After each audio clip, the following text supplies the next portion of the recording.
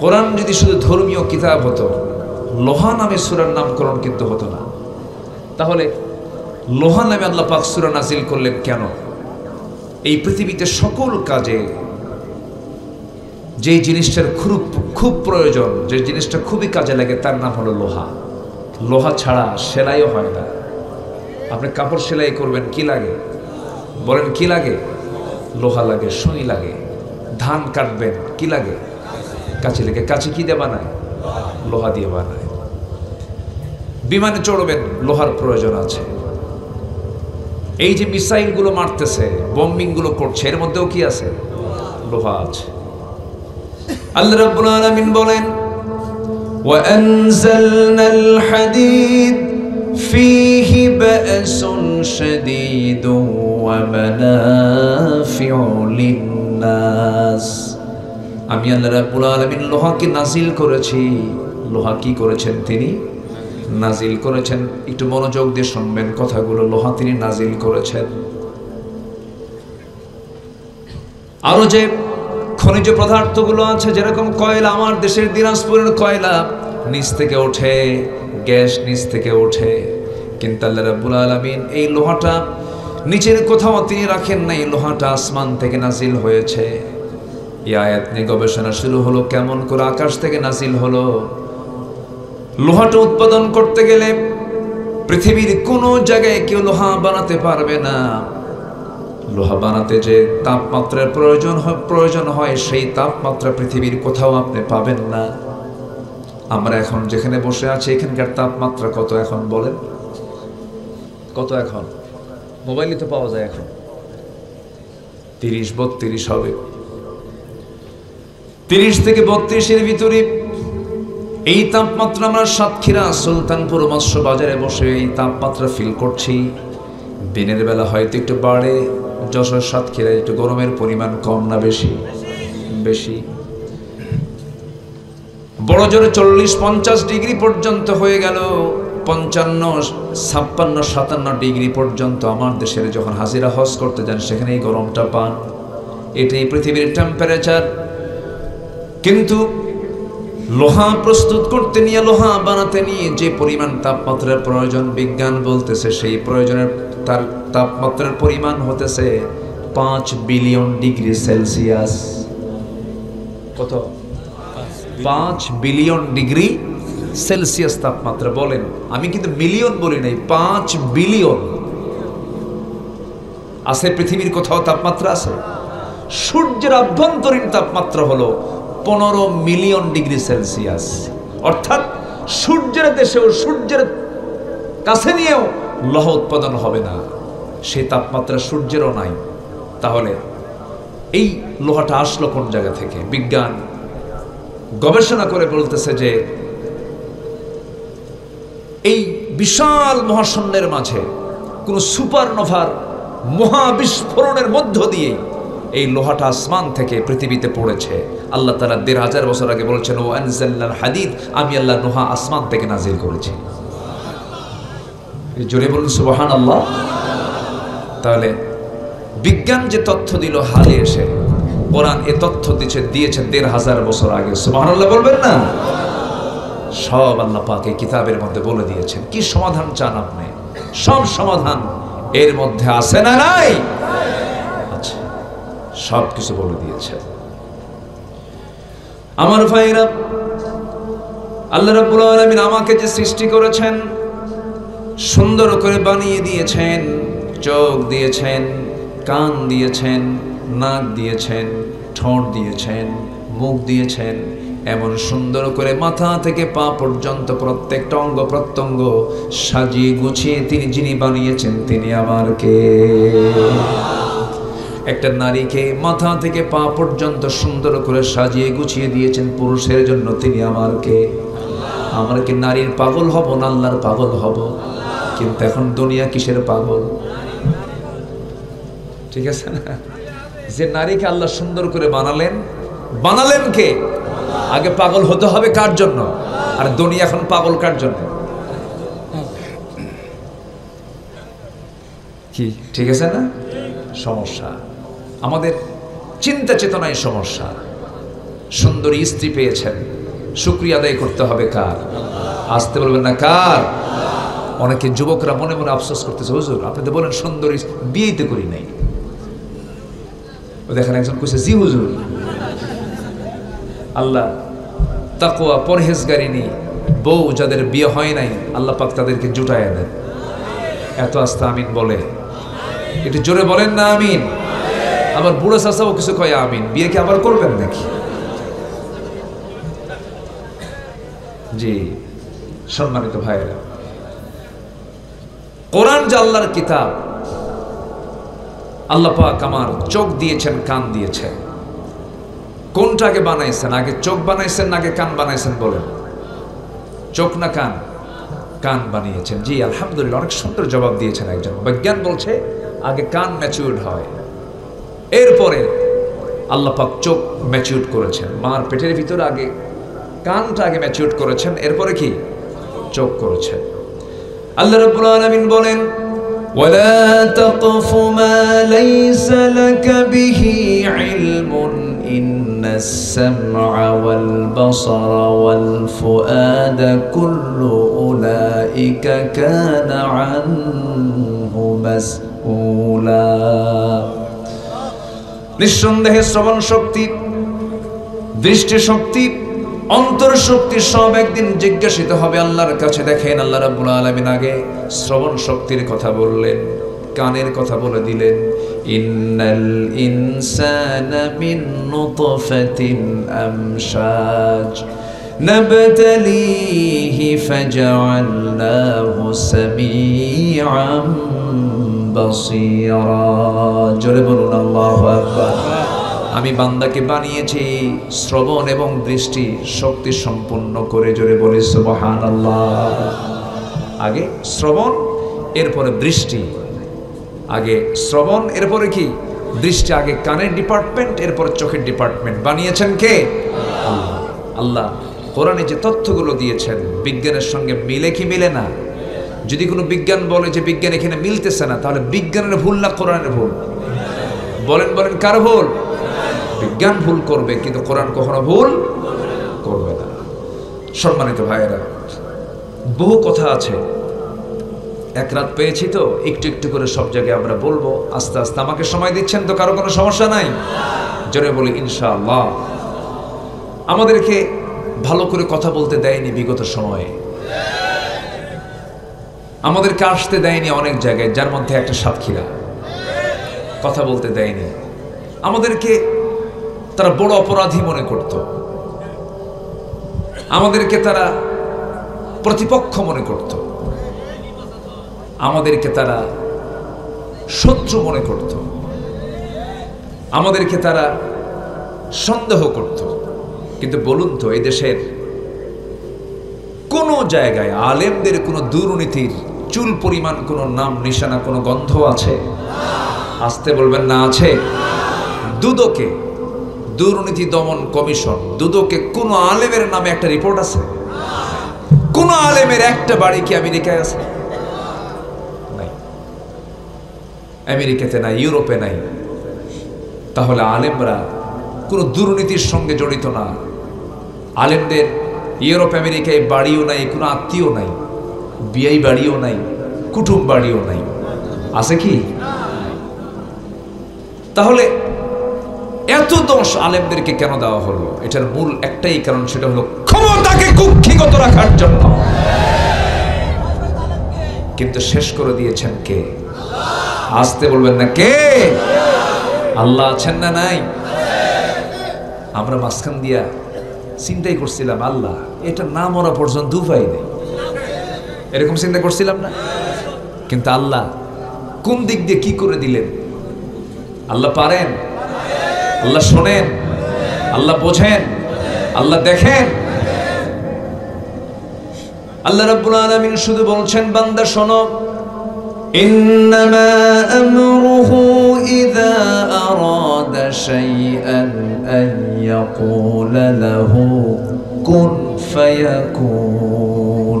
জোরে বলুন আল্লাহু আকবার। আমি আল্লাহ যখন কোনো কাজের সিদ্ধান্ত নেই, আমি আল্লাহ কোনো কাজের জন্য যখন পরিকল্পনা নিয়ে নেই, তোমাদের বানাতে কত সময় লেগে যায়, তোমাদের সেই বাস্তবায়ন করতে বহু সময় লেগে যায়, কিন্তু আমি আল্লাহ, আমি শুধু বলি কোন, সঙ্গে সঙ্গে মাইক্রো সেকেন্ডের আগে তা বাস্তবায়ন হয়ে যায়। কি প্রাউড, কি অহংকার। আমার সন্তানরা বলল মেধার যাচাই হোক, কোটা বাতিল করা হোক। জবাবে প্রাইম মিনিস্টার বললেন রাজাকারদের নাতিপুতিরা চাকরি খাবে, চাকরি করবে। কত বড় অহংকারের কথা। অহংকারকে চূর্ণ করেছেন তিনি আমার কে? যে রাজাকার শব্দ ছিল ব্যান্ড শব্দ, সে রাজাকার শব্দকে আল্লাহ পাক ব্র্যান্ড বানায় দিয়েছে। সম্মানিত ভাইয়েরা, সম্মানিত বন্ধুগণ, এখন আমাদের কাজ বেড়ে গেছে। সেই কাজটা হলো আমরা কিচ্ছু দেখতে চাই না আগামীর দেশ, আমরা দেখতে চাই কোরআনের দেশ। আমরা এত কিছু বুঝি না, আমরা এত তন্ত্রমন্ত্র, এত জটিলতায় যাব না। আমরা, আমাদের কথা একটাই, আকাশ যার, জমিন যার, আইন চলতে হবে তার। এই মতের সঙ্গে কি সবাই একমত? সবাইকে রাজি আছেন? রাজি আছেন কারা কারা? হাত উঁচু করে দেখান মুসলমান।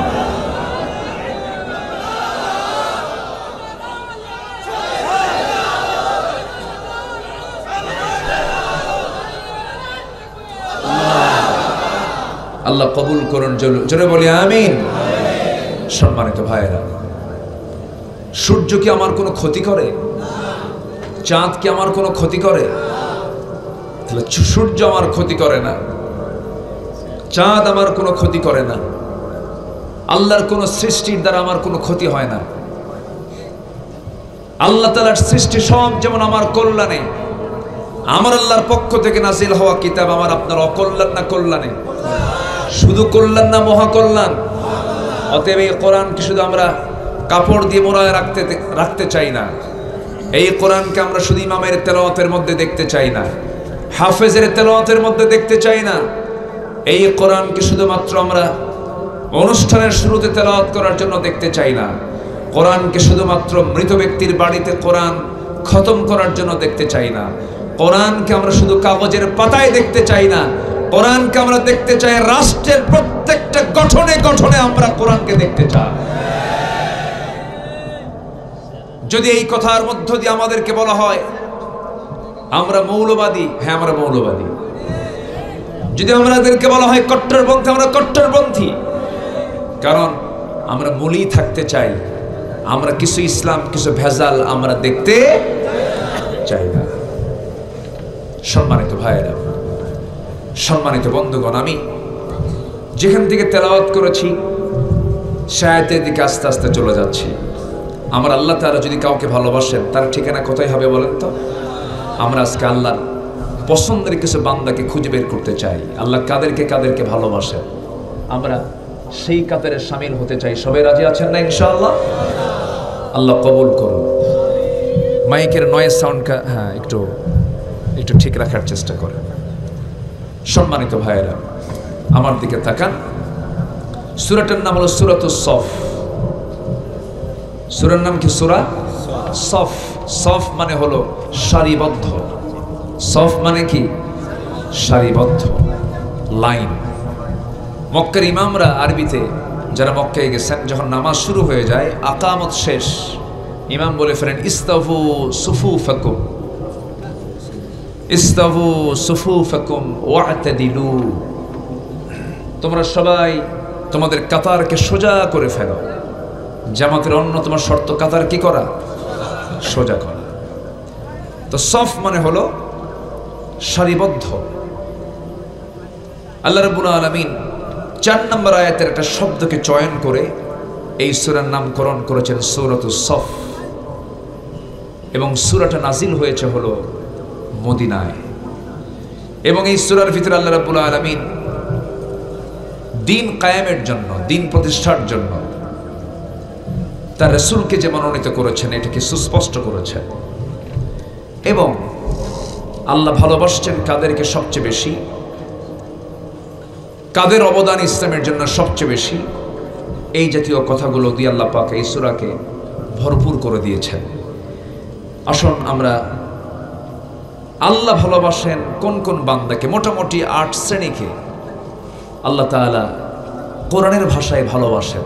আমরা খুঁজে বের করি কোরআনের বিভিন্ন পাতায় পাতা থেকে আমরা সে 8 শ্রেণীর ব্যক্তি কারা কারা, এই 8 শ্রেণীকে আমরা খুঁজে খুঁজে বের করব আজকে এবং নিজেদের সঙ্গে মিলায় নেব। যদি মিলে যায় তাহলে আমরা কার ভালোবাসা পেয়ে গেলাম? আসতে বলবেন না, কার ভালোবাসা পেয়ে গেলাম? আল্লাহর ভালোবাসা পেয়ে গেলাম। আল্লাহ রাব্বুল আলামিন বলেন, সাব্বাহা লিল্লাহি মা ফিস সামাওয়াতি ওয়া মা ফিল আরদি ওয়া হুয়াল আজিজুল হাকীম। ইয়া আইয়ুহাল্লাযীনা আমানু লিমা তাকুলুনা মা লা তাফআলুন কাবুরা মাকতান ইনদাল্লাহ আন তাকুলু মা লা তাফআলুন ইন্নাল্লাহা ইউহিব্বুল্লাযীনা يقاتلون في سبيله صفا كأنهم بنيان مرصوص جنبون الله أكبر। আল্লাহ রাব্বুল আলামিন প্রথমে তার বড়ত্ব প্রকাশ করছেন। আসমানে যা আছে, মা ফিস সামাওয়াত ওয়া মা ফিল আরদ, এবং জমিনে যা আছে সব কিছু পবিত্রতা ঘোষণা করছে। সব মিলে একমাত্র কার? সবাই পবিত্রতা ঘোষণা করছে আল্লাহ পাকের, কিন্তু বান্দার মধ্যে কিছু সমস্যা আছে। কারণ অধিকাংশ বান্দাগুলো অকৃতজ্ঞ হয়। কালিলাম মা তাশকুরুন কালিলাম মা তাযাক্কারুন।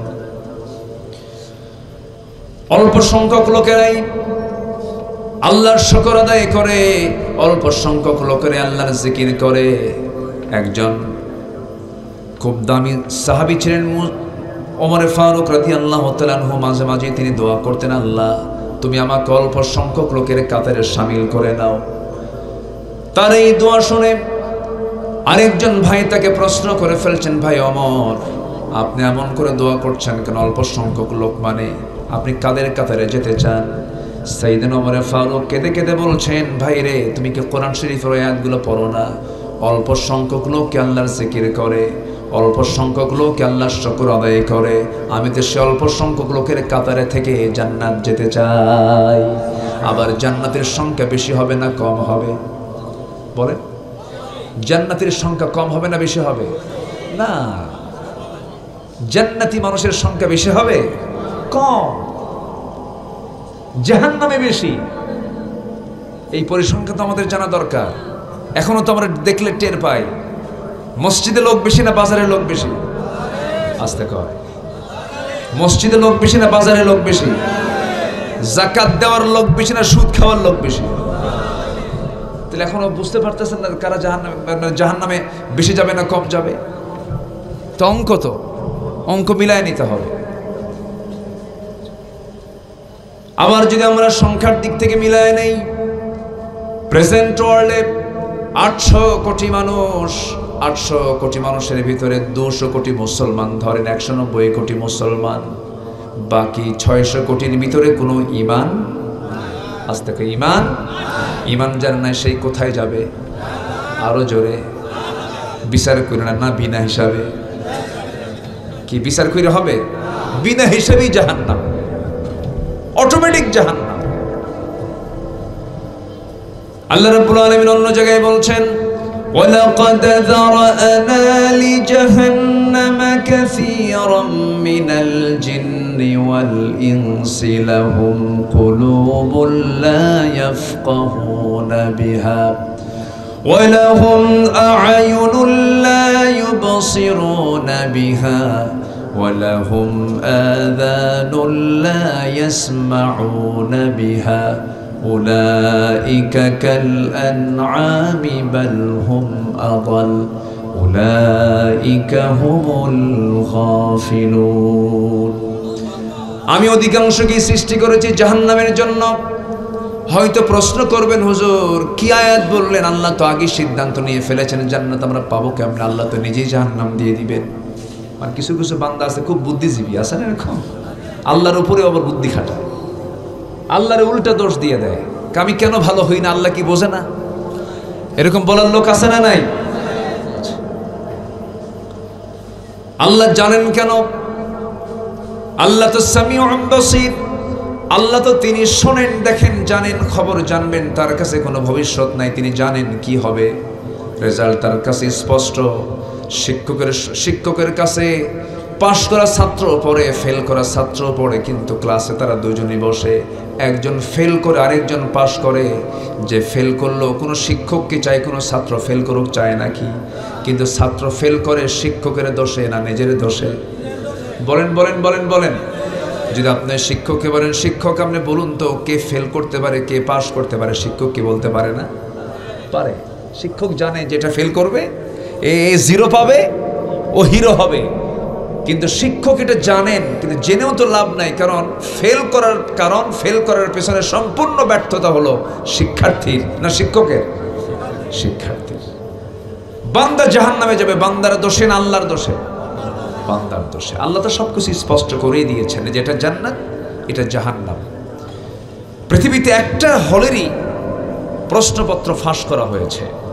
পৃথিবীর কোনো পরীক্ষার প্রশ্নপত্র ফাঁস হয় না, প্রশ্নপত্রকে আগেই জানিয়ে দেওয়া হয় না। হয়তো ফাঁস হয়ে যায়, হয়তোবা এই দুর্নীতি করে ফেলে, কিন্তু পৃথিবীর প্রশ্নপত্রের নিয়ম হচ্ছে পরীক্ষা দেওয়ার আগে কোনো প্রশ্ন কাউকে দেখানো হয় না। কিন্তু আল্লাহ তাআলা দুনিয়া নামক পরীক্ষার হলে আল্লাহ তাআলা প্রশ্ন দিয়েছেন, তার প্রশ্নের উত্তরপত্র ফাঁস করে দিয়েছেন, তার নাম হলো কোরআন। জোরে কোন সুবহানাল্লাহ, আর জোরে কোন সুবহানাল্লাহ। সব কিছু ফাঁস করে দেওয়ার পরেও বান্দা কয় ভাল লাগে না, নামাজ পড়ে না। আমি কি শেষ করে দেব নাকি? যে দুই একজন করে ওঠার চেষ্টা করে, কি ব্যাপার কি? এই পিছন থেকে ধমক মারতেছে একজন, এটা আবেগে বলছেন না। একটু বসেন, একটু কষ্ট করে বসেন। হ্যাঁ, একটু কষ্ট করে বসেন। আমি খুব বেশি লম্বা সময় যে নেব তাও না, নাতি দীর্ঘ কথা বলবো। ওমা তাওফীকি ইল্লা বিল্লাহ। আমরা বিরক্তির আগেই, আপনার কষ্ট হওয়ার আগে আমরা যেন শেষ করি, এই চিন্তা আমাদের মাথায় আছে। সবাই যেন নিরাপদে বাড়িতে ফিরে যেতে পারেন। তবে এখন তার গ্রেফতারের কোনো সম্ভাবনা নাই। আগে মাহফিল থেকে ফেরার পথে বক্তাও গ্রেফতার, শ্রোতাও গ্রেফতার। এই সাতক্ষীরাতে আমাকে পর 3 বার এসপি অফিস আমাকে ধরে আনা হয়েছে, 3 বার। দেভাটায় একবার, এই সদরের কোথাও যেন একবার, ভারোখালীতে একবার। মাহফিল শেষ আমাকে টোটাল ডিবি টিম আমাকে ধরে গাড়িতে তুলল। আমি দোয়া ইউনুস পড়তেছিলাম, ইউনুস সরকার ক্ষমতায় আসলো। কি ঠিক আছে না? ঠিক আছে না?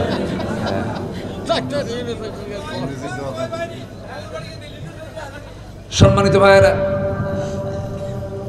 আল্লাহ যে এই লোকটাকে বুড়ো বয়সে কেমনে সেট করে দিল। আল্লাহ পেঁয়াজের দাম রমজান মাসে পেঁয়াজি বানায় কোন মাসে বেশি? এত পেঁয়াজের দামটা 30 টাকা 25 টাকা।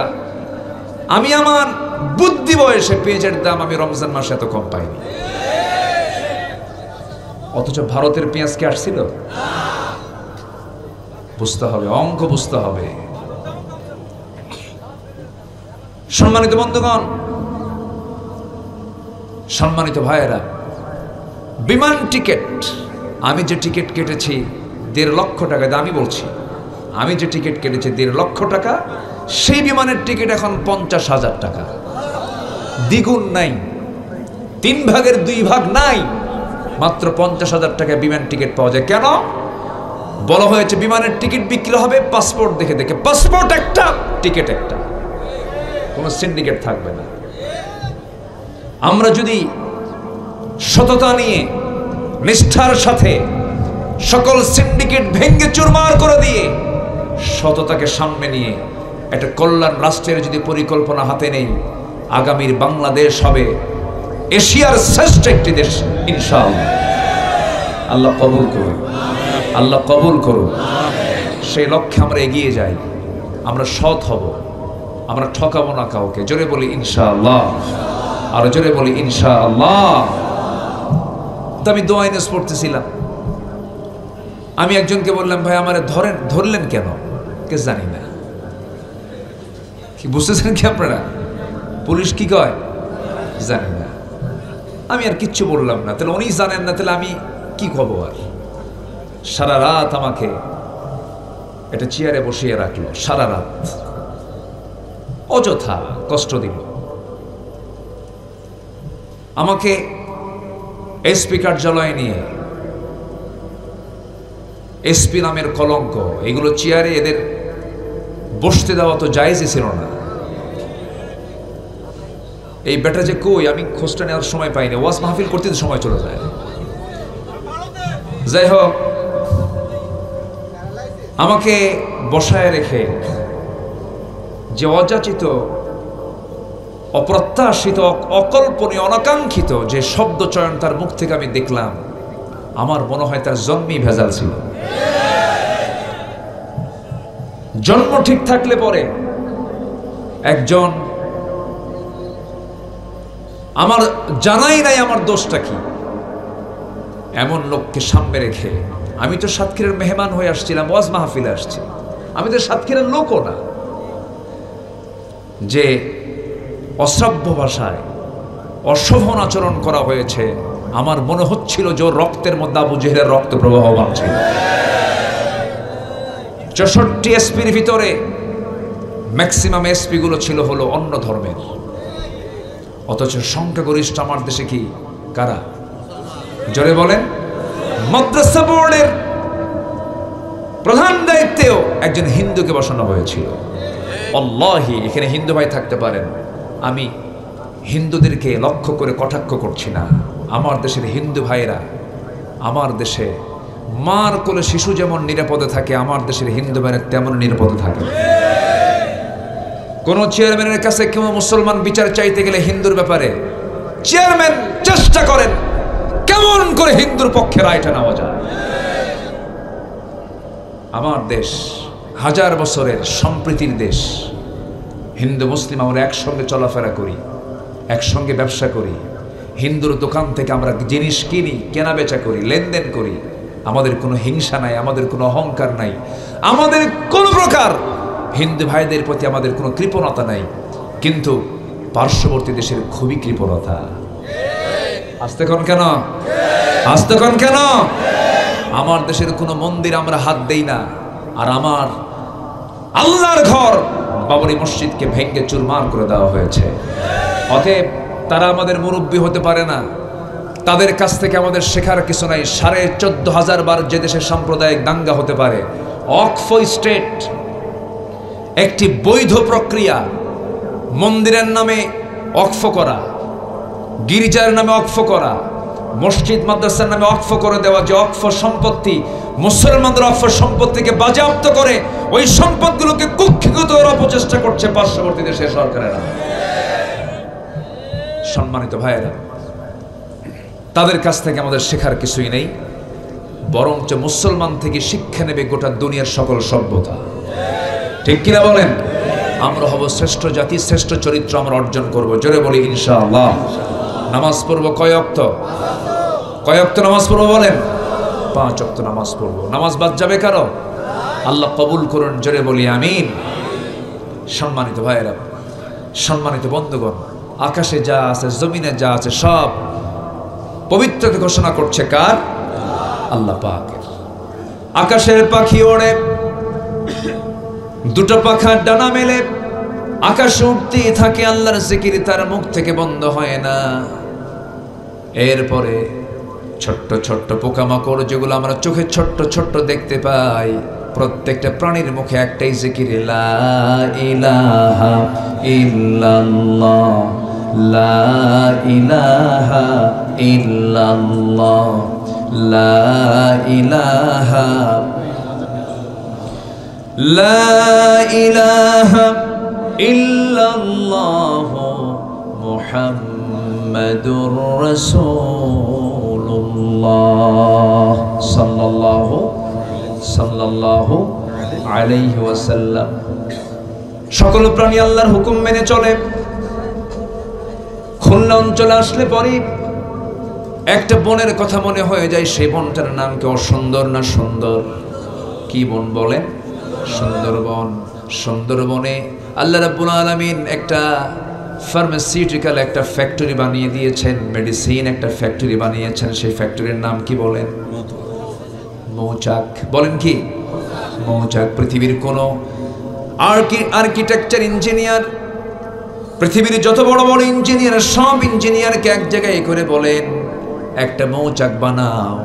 মানুষ শত শততলা বিল্ডিং বানাতে পারছে, কিন্তু ছোট্ট একটা মৌচাক পৃথিবীর কোনো মানুষের পক্ষে বানানো সম্ভব নয়।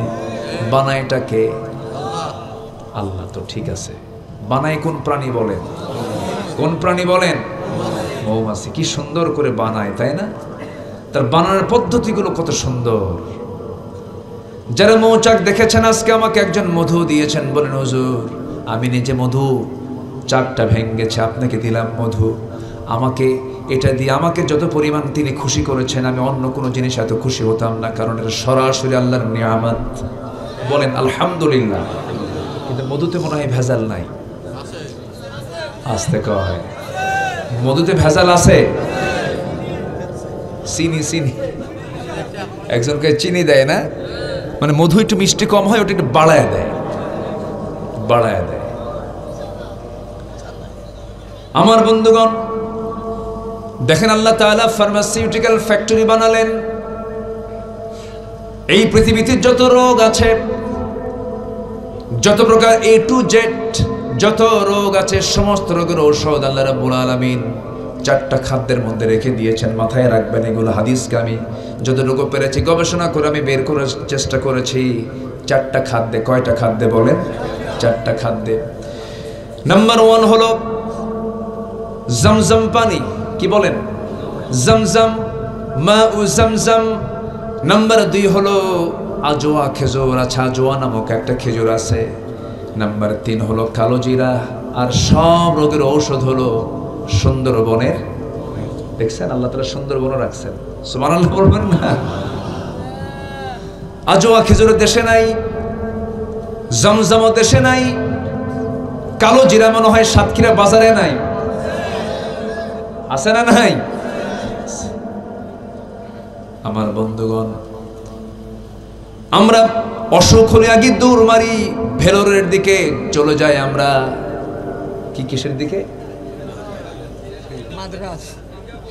সিঙ্গাপুরের দিকে চলে যাই, থাইল্যান্ডের দিকে চলে যাই, চেন্নাইয়ের দিকে চলে যাই। কিন্তু আমার আপনার ঘরের কোণে মৌচাকে থাকা মধুর ভিতরে যে বহুত ওষুধ আছে, আমরা এটাকে বিশ্বাস করতেই পারি না।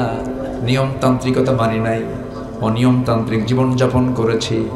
আমার বন্ধুগণ, আপনি কি জানেন যে ব্যক্তি প্রত্যেকটা দিন 5 ওয়াক্ত নামাজ ওযু বানাবে, তার জীবনে কোনোদিন স্কিন ক্যান্সার হবে না? যে ব্যক্তি ফজরের সময় উঠে, ঘুম থেকে উঠে শিশির ভেজা ওই পানিগুলো চোখে লাগাবে, শিশির ভেজা পানিটা চোখে পড়বে, ওযু বানায় মসজিদের দিকে রওনা করবে, তার জীবনে কোনোদিন চোখের জ্যোতি নষ্ট হবে না। যে বান্দার মসজিদ থেকে বাড়ি দূরে, দূরের বাড়ি থেকে দূরের মসজিদে যখন রওনা দেবে, হেঁটে হেঁটে যাবে, মসজিদে আসবে, তার জীবনে কোনোদিন ডায়াবেটিস হবে না। কেউ তো সুবহানাল্লাহ আলহামদুলিল্লাহ কর না। হুজুর কিচ্ছু কব না, নামাজ পড়বো না নাকি, এরকম কিছু নাকি? আমার বন্ধুগণ, জীবনটাকে সাজায় নিতে হবে। জীবন সাজায় নিলে পরে কোনো অসুখ আসবে না।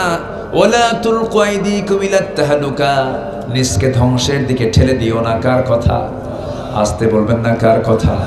এই লাঞ্চটা সুন্দর করে বানিয়ে দিয়েছেন, ফ্রেশ করে। লাঞ্চটা কত সুন্দর, একটু মাঝে মাঝে মেডিকেল ভিডিওগুলো দেখবেন।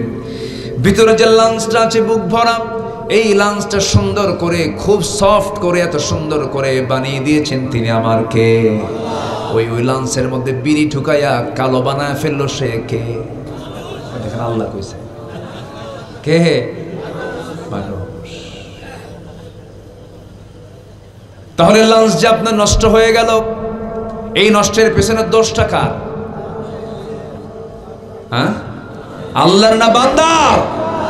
বান্দার। আল্লাহ বলছেন, নিজেকে ধ্বংসের দিকে ঠেলে দিও না। আমি তোমাকে রমজান মাস দিয়ে দিলাম, খাইছো 11 মাস। রমজান যখন পেয়ে গেছো, রমজানে রোজা রাখো, বিড়িটা খাওয়া ছাড়ো। কিন্তু চাচা করে কি, শেষ রাত্রে সেহরি ঠিকই খায়, সারাদিন রোজাও ঠিক থাকে, সন্ধ্যা যখন ইফতার করে ইফতার করার সঙ্গে সঙ্গে তার মাথায় একটা চক্কর মারে। ত্রিমোহনীর চৌমোহনীর চৌমাথায় কিছু দোকান থাকে, 4 দোকান থেকে, বিড়ির দোকান থেকে চলে যায়, ভিতরে গিয়ে একটা কোনায় বসে হাজি সাহেব মানুষ এদিক সেদিক তাকায়, বলে দোকানদার তাড়াতাড়ি একটা প্যাকেট দাও, বিড়ি দাও, খাই। আসে না ভাই বলেন? সারাদিন রোজা ভালোই ছিল, কিন্তু রোজার হক তো নষ্ট হয়ে গেল। আল্লাহ চাইলেন যে তোমার লাঞ্চটা ভালো হয়ে যাক, 1 মাসে তুমি সুস্থ হয়ে যাও। আল্লাহ পাক রোজা দিয়েছেন অসুস্থ হওয়ার জন্য না সুস্থ হওয়ার জন্য? সুস্থ হওয়ার জন্য দিয়েছেন, ফিটনেস ধরে রাখার জন্য দিয়েছেন, গায়ে স্বাস্থ্য বেশি হয়েছে কোলেস্টেরল কমানোর জন্য দিয়েছেন, রক্তের সমস্যা রোজা দিয়েছেন, হার্টের সমস্যা রোজা দিয়েছেন, অ্যাসিডের সমস্যা রোজা দিয়েছেন। রোজাকে আল্লাহ রাব্বুল আলামিন বান্দার জন্য দিয়েছেন। পৃথিবীতে এমন কিছু ক্লিনিক তৈরি হয়েছে, এমন কিছু হসপিটাল তৈরি হয়েছে, যাদের কিছু কিছু রোগী আছে যাদেরকে একটানা 1 মাস না খেয়ে রাখা হয়, শুধু পানি পান করানো হয়। কিন্তু মুসলমানদের রোজা দেখে ওই সমস্ত ডাক্তার আশ্চর্য হয়ে বলছে, আহারে এত সুন্দর পদ্ধতি ইসলাম দিয়েছে, বিজ্ঞান যা বলে ইসলামী তা বলে। জোরে কোন সুবহানাল্লাহ। মেডিকেল যা বলে ইসলামও তাই বলে।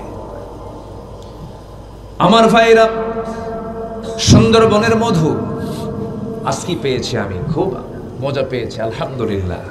প্রথমেই 2 চামচ খেয়ে ফেলছি, মানে বলছে আমি নিজে চাক কেটেছি। তাহলে বলেন একটু ভালো লাগে না? আর কিনতে গেলে কি যেন হলো, কি ঠিক আছে না, এরকম মনে হয় কিনা বলেন? বিশ্বাস হয় না তোকে, আমি তো নিজেই ভালো না, আমি বিশ্বাস পাবো কেমন? আমরা তো ভালো হতে পারিনি। 1 পাউন্ড মধু বানাতে 550 মৌমাছিকে প্রায় 20 লাখ ফুলে ভ্রমণ করতে হয়। আপনি চিন্তা করতে পারছেন? আপনি এই মধু কি এমনি এমনি তৈরি হয়েছে? 1 পাউন্ড মধু বানাতে 550 মৌমাছিকে 20 লাখ ফুলে ভ্রমণ করতে হয়, যেখানে একটা মৌমাছিকে 80,000 কিলোমিটার পথ পাড়ি দিতে হয়। আরেকটা তথ্য মতে 14.5 লক্ষ কিলোমিটার পথ পাড়ি দিলে পরে 1 পাউন্ড মধু তৈরি হয়। এখন বলেন, সেই মধুর ভিতরে যদি কেউ চিনি ঢুকায়, বলেন তোর ফাঁসি কি 1 বার দরকার না 12 বার দরকার?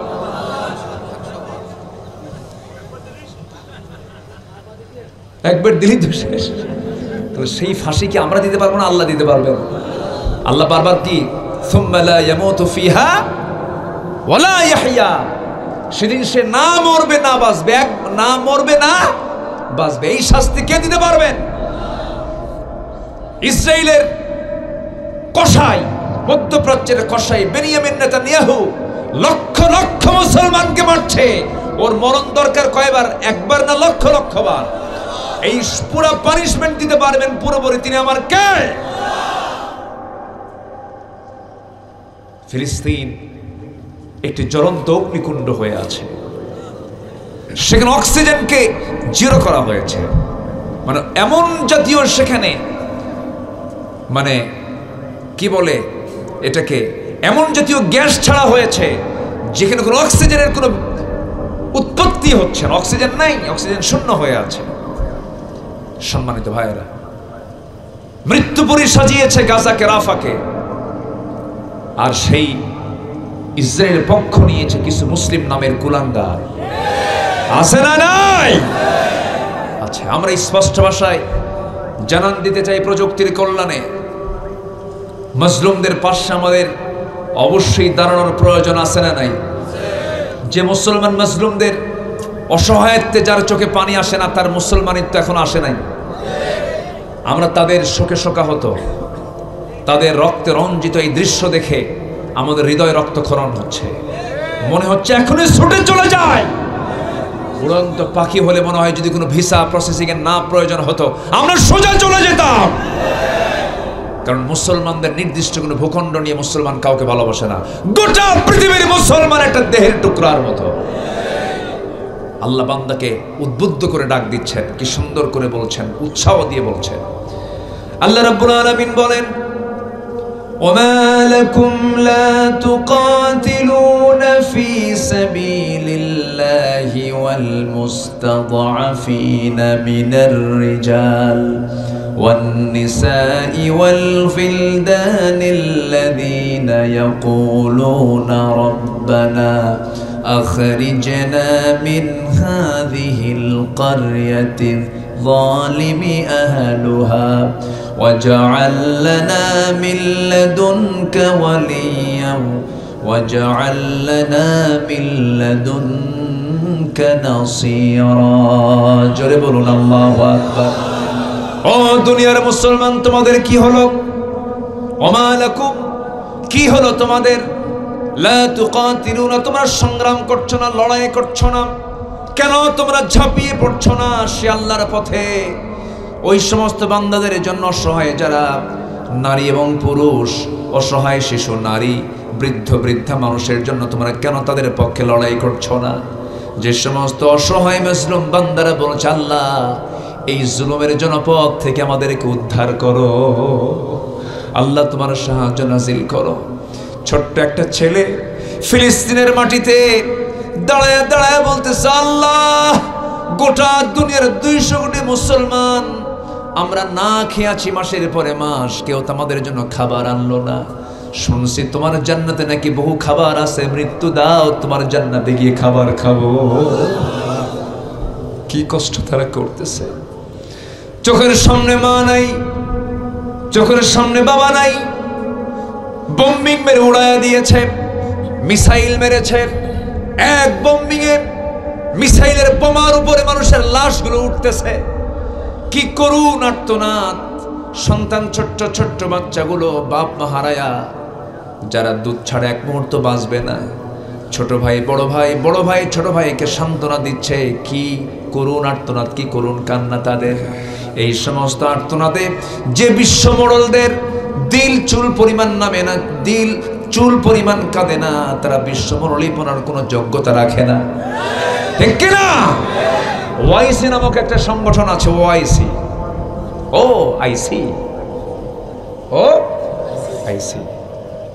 অর্গানাইজেশন অফ ইসলামিক কনফারেন্সের ভূমিকা হচ্ছে আইসি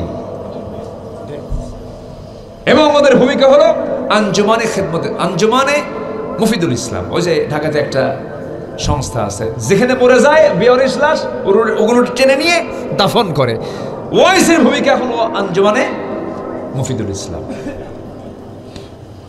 আল্লাহ তাআলা 55 রাষ্ট্রের রাষ্ট্রপ্রধানকে কিয়ামতের দিন একদম আসামির কাঠগড়ায় তুলে ধরবেন এই মুসলমান কেন মরতেছে তোরা জবাব দিলি না কেন ঠিক কি না ছাড়বেন না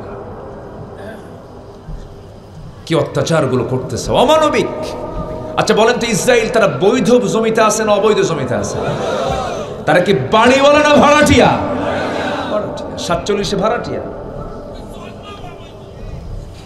এডলফ হিটলার জার্মানির নেতা দ্বিতীয় বিশ্বযুদ্ধে গ্যাস চেম্বারে একদিনে তুলে 60 লাখ ইহুদিকে শেষ করেছে কিছু ইহুদিকে রাখছিল বোঝেন নাই কিছু ইহুদিকে রেখে দিয়েছিল কেন মারছিল জানেন এডলফ হিটলার সে নিজে ঘোষণা করেছিল পৃথিবীতে সবচাইতে ভয়ঙ্কর এবং মিথ্যুক প্রতারক ধোঁকাবাজ জাতির নাম হচ্ছে ইহুদি খ্রিস্টান যদি বুঝতে পারে ইহুদির চরিত্র আজকে মুসলমান ইহুদির চরিত্র বুঝে না এডলফ হিটলার এই একটা কারণে মেরেছে যদি এটা মানবতা বিশ্বাস করে না মানবতা এটা না মানবতার কাজ না আমার নবীজি ইহুদির বাড়িতেও গেছেন এবং ইহুদি কন্যাকে বিয়ে করেছেন মুসলমান বানিয়েছেন আলহামদুলিল্লাহ বলে আমার নবীজিকে হত্যা করার জন্য তারা খাবারের মধ্যে বিষ পর্যন্ত ঢুকাইছে ইহুদির বাচ্চা কোন খ্রিস্টান আমার নবীজির সামনে অস্ত্র নিয়ে দাঁড়ায় নাই তার জীবদ্দশায় কিন্তু ইহুদিরা আমার নবীর বিরুদ্ধে অস্ত্র পর্যন্ত খাড়া করেছে অসংখ্য নবীকে তারা হত্যা করেছে আমাকে আপনাকে ছাড়বে আসতে কয় আমাকে আপনাকে ছাড়বে নবীকেই যারা ছাড়ে নাই আমাকে আপনাকে ছাড়বে না এই জন্য সতর্ক থাকতে হবে এডলফ হিটলার হত্যার আরেকটা কারণ কতটুকু সত্য জানি না আমি এটা বইয়ে পেয়েছিলাম মানে ইহুদি বিদ্বেষী হওয়ার আরেকটা কারণ হলো এডলফ হিটলার একটা মেয়েকে খুব পছন্দ করত সেই মেয়েটা ছিল ইহুদি ফাঁকি দিয়ে চলে যায় তখন ভাবছিল যে তুই যা তোদের জাতি থব না যা কথা বোঝেন নাই বিভিন্ন কারণ তো থাকে এর মধ্যে এটাও একটা কারণ ছিল সম্মানিত ভাইয়েরা, সম্মানিত বন্ধুগণ, 200 কোটি মুসলমান যদি 1,52,00,000 ইহুদির মোকাবেলা করার জন্য অস্ত্র নয়, হাতও নয়, থুতু নিক্ষেপ করলেও তারা উড়ে যেত, কিন্তু কোনো আওয়াজ নাই, কোনো আওয়াজ নাই। কি করে জানেন? পেপসি খায়। কি খায়? কোকা কোলা খায়, কিটক্যাট খায়, বাটা পায়ে দেয়, পরে আবার গায়ে মুখে লিভার ব্রাদার্স মাখে, লাক্স মাখে। আমরা এত অচেতন। আচ্ছা, আবার আমি যে বলবো যেগুলো পণ্য বর্জন করুন, ঠিক আছে, পণ্য বর্জন করলাম, পণ্য আপনি কি ব্যবহার করবেন সেটা তো বানান নাই আপনি। আমার কথা কি বুঝতেছেন আপনি? আপনি না বানায় বর্জন করবেন কেমনে? আজকে মুসলমান পৃথিবীতে সবচেয়ে অলস জাতির নাম, বিশেষ করে মিডল ইস্ট, আরব গালফের লোকগুলো সারা রাত জেগে জেগে থাকে কুত্তার মতো, আর দিনের বেলা ঘুম পায়। আরব কান্ট্রির মানে একটা আমি লাইফ স্টাইল হয়ে গেছে। কুত্তা রাতে কি করে বলেন? কুকুরের কাছকে রাতে কি করে? জেগে থাকে, আর দিনের বেলা ক্লান্ত। কিন্তু মুসলমান তা করবে না। মুসলমান রাতের একটা অংশ ঘুমাবে, কুমিল লাইলা ইল্লা কালিলা, একটা অংশ এসে দাঁড়িয়ে কার কাছে দাঁড়াবে? কার কাছে? আল্লাহর কাছে দাঁড়াবে। ক্যান্সার কেন হচ্ছে? যখন কোনো মানুষ যখন ঘুমটাকে যখন রাতের জন্য মানে নেগেটিভ করবে, রাতে ঘুমাবে না, তখন তার শরীরটা হয়ে যাবে এলোমেলো, তখন সে নতুন রোগে আক্রান্ত হয়ে পড়বে। প্রযুক্তির এই দুনিয়ায় আজকে মানুষ অসুস্থ হওয়ার কারণ হচ্ছে সঠিক পদ্ধতিতে তার জীবনটাকে পরিচালনা না করার জন্য। আমার দাদার কি কোনো অসুখ ছিল? দাদার যুগে কারো কোনো রোগ ছিল? দাদার কোনো রোগ হলে পরে ঠান্ডা লাগলে সরিষার তেল পায়ের তলায় লাগাতো, আর পেঁয়াজ আর রসুন সরিষার তেল দিয়ে গরম তেলে এটাকে সুন্দর করে ফ্রাই করে চাবা নিত, কয়েকটা কালো জিরে দিত, জ্বর 14 হাত দূরে। আলহামদুলিল্লাহ বলবেন না? আর এখন কিছু হইলে হায়ার অ্যান্টিবায়োটিক দিয়া ও ছিল রুগী হয়ে যায়, মহারোগী, এরপরে ক্যান্সার, এরপরে কবর। আল্লাহ বলছেন এগুলো কিচ্ছু লাগবে না, আমি তোর জন্য মরা ছাড়া সব রোগের ঔষধ দিছি এই মধুর ভিতরে। সুবহানাল্লাহ বলেন। তাহলে 1 পাউন্ড মধু বানাতে 20 লক্ষ মৌমাছিকে, কি বলে 550 মৌমাছিকে 20 লক্ষ ফুলে ভ্রমণ করতে হয়। যেরকম সুবহানাল্লাহ। আচ্ছা, মধু যে নিয়ে আসে মৌমাছি, কিসে করে নিয়ে আসে? বলেন বলেন, কিসে করে নিয়ে আসে? মুখে না। মুখে কতগুলো নিয়ে আসবে? মুখে তো আটবে না, মুখ তো ছোট। মৌমাছি চেনেন না আপনারা? মৌমাছি দেখেন নাই? মৌমাছি ক্যাপসুলের মতো, ক্যাপসুল পায়ে করেও নিয়ে আসে না। একটু শোনেন, এই মৌমাছি আল্লাহ রাব্বুল আলামিন অর্ডার দিয়েছেন, ওয়াউহা রাব্বুকা ইলান নাহলি আন ইত্তাখিযি মিনাল জিবালি বুয়ুতা।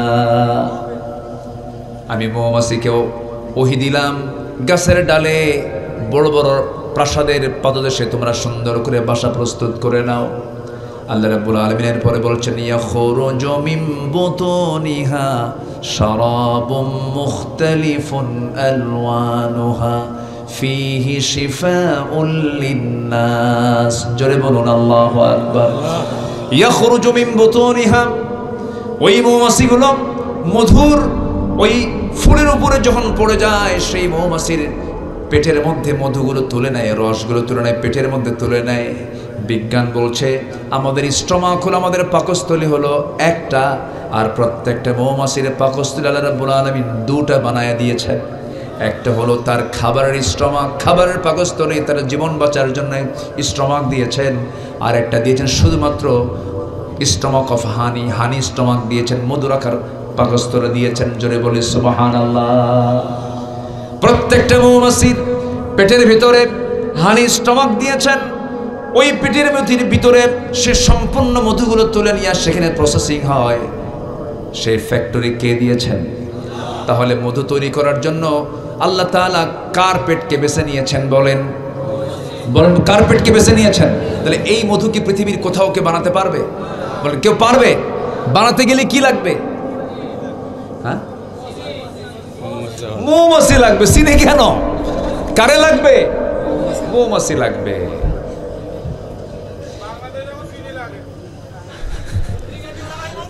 জি আমার বন্ধুগণ, ওই মৌমাছি করে কি, আবার বাসায় যখন ঢুকতে নেয়, বাসায় ঢুকতে নিয়ে ওই মৌমাছি যে মধুগুলোকে সে পেটে লালন করে নিয়ে, পেটে ধারণ করে নিয়ে আসছে, যখন সে মৌচাকের দরজায় ঢুকতে নেয়, দরজা সবার জন্য উন্মুক্ত নয়, যারা পরিচ্ছন্ন তাদের জন্যই উন্মুক্ত। যে মৌমাছি ওই মৌচাকের মধ্যে ঢুকতে চায় মধু রাখার জন্য, সামনে দাঁড়ানো থাকে অস্ত্রে শস্ত্রে সজ্জিত 8-10 জন র্যাব পুলিশ, এরা থাকে মৌমাছিগুলো দাঁড়ায় থাকে, দেখে, অবজার্ভ করে, ইমিগ্রেশন করে। কি করে বলেন? ইমিগ্রেশন করে অবৈধ কোনো কিছু আছে কিনা, অপরিচ্ছন্ন কিছু আছে কিনা টেস্ট করে দেখে, তার পায়ে কোনো ময়লা আছে কিনা, তার মুখে কোনো জার্ম আছে কিনা, কোনো জীবাণু যুক্ত কোনো কিছু নেই সে ভিতরে ঢুকতেছে কিনা, এটা সম্পূর্ণরূপে চেক করে এরপরে একটা একটা করে ঢুকায় দেয়। যদি কোনো পায়ে কোনো জার্মওয়ালা কোনো মৌমাছি দেখতে পায় 10-12 জন, এই পুলিশ মৌমাছিগুলো কামড় মেরে তাদেরকে দুনিয়া থেকে বিদায় করে দেয়। জোরে কোন সুবহানাল্লাহ। কার পরিকল্পনা? কার পরিকল্পনা বলেন? আল্লাহর পরিকল্পনা। এরপরে এই মৌমাছির সংগ্রহ করা মধুগুলো মৌচাকে রাখার পর, এই মধুগুলো ঠিক রাখতে গেলে তাপমাত্রা সঠিক রাখতে হবে। মৌমাছির মৌচাকের তাপমাত্রা, স্বাভাবিক তাপমাত্রা হলো 35 ডিগ্রি সেলসিয়াস। কত? যারা মৌচাক যারা ভাঙ্গেন, ভিতরে কিন্তু গরম, ভিতরে অপেক্ষায় কিন্তু স্বাভাবিক তাপমাত্রা চাইতে একটু গরম। 35 ডিগ্রি সেলসিয়াস তাপমাত্রা। যদি এই তাপমাত্রা যদি কমে 30-এ আসে, 25-এ আসে, সঙ্গে সঙ্গে সমস্ত মৌমাছিগুলো একসঙ্গে তারা আওয়াজ দেয়, রানী মৌমাছি ডাক দিয়ে দেয়, সবাই চলে আসে। তাদের দুই পাশের 2টা পাখা নিয়ে একটা ঝাপটান মারে, ঝাপটান মারার সঙ্গে সঙ্গে ভিতরে একটা তাপ সৃষ্টি হয়ে যায়। 30 ডিগ্রি থেকে 35 ডিগ্রি সেলসিয়াস স্বাভাবিক তাপমাত্রা হয়ে যায়। আবার যখন বেশি তাপমাত্রা হয়ে যাবে, কমাতে হবে, সেই সময় ওই পাখাটা একটু উল্টা করে একটা ঝাপটান মারে, ভিতরের বাতাস তারা বাইরে বের করে দেয়। আল্লাহু আকবার বলুন। ফিহি শিফাউল লিন্নাস, যার মধ্যে আমি আল্লাহ রাব্বুল আলামিন রেখে দিয়েছি সকল রোগের ঔষধ। যেরকম আল্লাহু আকবার। সম্মানিত ভাইরা, তাহলে এই মৌমাছি জিকির করছে কার? ওই ছোট্ট ছোট্ট প্রাণীগুলোর মুখে কার নাম? সাব্বাহা লিল্লাহি মা ফিস সামাওয়াতি ওয়া মা ফিল আরদ ওয়া হুয়াল আজিজুল হাকীম। এখন ঈমানদারকে ডাক দিচ্ছেন। আল্লাহ ভালোবাসেন 8 শ্রেণীকে। কয় শ্রেণীকে বলেন তো? আমি কি একটু বলেছি এখনো? নুরু, ওয়াজ কি শেষ না শুরু? হ্যাঁ বলেন বলেন, ওয়াজ কি শেষ হচ্ছে না শুরু হচ্ছে? শুরু হচ্ছে। হ্যাঁ মাথায় রেখেছি, দেখা যাক, বলবো ইনশাআল্লাহ। মাহবুব ভাই? জি আলহামদুলিল্লাহ। দেখা যাক, অনেক এখানে, জি অনেক কিছু আসছে, এখানে অনেক আবদার আসছে। আপনাদের বসে থাকার লক্ষণ দেখে মনে হচ্ছে আজকে আপনারা বাড়ি যাবেন না, লক্ষণ খুব একটা ভালো মনে হচ্ছে না। অতএব আপনারা একটু তাবারকের আয়োজন করেন। অনেক সুন্দর, বলি আলহামদুলিল্লাহ। এত রাত হয়ে যাচ্ছে, কেউ নড়ছেন না। আমি আলোচনা খুব যে নাতি দীর্ঘ করবো তাও না, একটু আমার মূল পর্বের দিকে আস্তে আস্তে যাচ্ছে। আসুন, এখন আল্লাহ পাক ঈমানদারকে ডাকছেন। এখানে যারা বসে আছে, কেউ কি বেঈমান আছি? যদি দয়া করে কেউ বেঈমান থেকে হাত তোলেন। হুজুর আমি বেঈমান, কেউ আছেন? বলেন, কেউ আছেন? আমরা সবাই কি ঈমানদার। নামাজ না পড়লে ঈমান আছে, নামাজ না পড়লেও ঈমান আছে। বেঈমান কেউ নাই, কেউ কয় না আমি বেঈমান। সবাই বলে আমি ঈমানদার, কিন্তু নামাজ পড়ে না। কি পড়ে না? নামাজ পড়ে না। আমার বন্ধুগণ, আল্লাহ তাআলা সেই ঈমানদারকে ডাক দিয়ে বলছেন, ওই ঈমানদারের একটা গুরুত্বপূর্ণ কথা তোমরা শুনে নাও। প্রশ্ন করছেন তিনি, ইয়া আইয়ুহাল্লাযীনা আমানু লিমা তাকুলুনা মা লা তাফআলুন কাবুরা মাকতান ইনদাল্লাহ আন তাকুলু মা লা তাফআলুন। ঈমানদারেরা, লিমা তাকুলুন, কেন তুমি বলতে যাও, মা লা তাফআলুন, যা তুমি করো না, কেন বলতে যাও? যা বলো তা করো না, আবার যা করো তা বলো না। কেন তোমরা এরকম ওলট পালট করো? আল্লাহ চান কথার কাজ 2 রকম না 1 রকম। আল্লাহ চান বান্দার পক্ষ থেকে কথা কাজ 2 রকম হবে না 1 রকম হবে।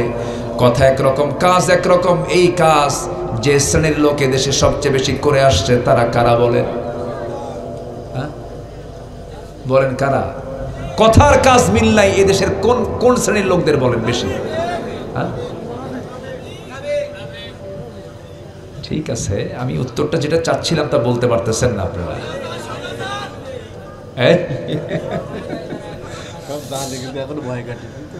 সম্মানিত ভাইয়েরা, কথার সাথে কাজের মিল নাই। যখন নির্বাচন আসে তখন দেখেন না ওয়াদা করে কি? বলেন কারা কারা? 54 বছর দেখেছি কারো কথার সাথে কোনো কাজের মিল ছিল না। আজ পর্যন্ত আমরা দেখি নাই কথা কাজের সাথে মিল ছিল না। কথা এবং কাজের মিল যার আছে সে হচ্ছে ইমানদার, এবং সেই ইমানদারের দ্বারাই সম্ভব তার কথাকে কাজে পরিণত করা, তার কাজের মধ্য দিয়ে তার প্রতিশ্রুতি পূরণ করা। তার পক্ষে সম্ভব যে ব্যক্তি ইমানদার হতে পারে। অতএব আমরা নেতৃত্বে দেখতে চাই বেঈমান না ইমানদার, বেঈমান না ইমানদার, বেনামাজি না নামাজি, কোরআন ছাড়া না কোরআনওয়ালা, সাধারণ নেতৃত্ব না ইসলামের নেতৃত্ব, দুনিয়ার আইন না আল্লাহর আইন। সোজা কথা, মন খারাপ করলেও কিছু যায় আসে না, যা মনে করেন করেন। কথা একটাই, 16 বছর কথা বলেছি, থেমে রাখি নাই। 16 বছর যেখানে যা পাইছি চান্স, এক চুল পরিমাণ কথা ছাড় দেই নাই। কথা বলেছি, জেল খেটেছি, দেশ ছাড়ি নাই। আলেমরা দেশ থেকে পালায় না, হাসিনা পালায়, হাসিনা পালায়, ঠিক কিনা? আমরা পালাই না, আমরা পালাই নাই। হয়তো বলবেন হুজুর ওয়াজের মধ্যে একদম নাম ধরে বললেন। নাম ধরে বলা কোরআনের হুকুম, কোরআনের হুকুম। নাম ধরে বলো, কোরআন বলে দিয়েছে। দেখেন কেমনে, একটা সূরা আছে সূরা লাহাব। লাহাব কার নাম? আবু লাহাব কার নাম? তাহলে কোরআনে আল্লাহর নাম ধরে গালি দেয় নাই? তাহলে কোরআন একটা কিতাব, ধর্মের কিতাব, এই কিতাবের মধ্যে আবু লাহাবের নাম দেওয়ার কি দরকার ছিল বলুন? তাহলে কোরআনে যদি একটা কাফের আবু লাহাবের নাম যদি উদ্দেশ্য করে আল্লাহ যদি গালি দেন, তাব্বাত ইয়াদা আবি লাহাবি ওয়া তাব, আবু লাহাবের ধ্বংস 2 হাত, আমরা কি নাম ধরে ডাকতে পারি না?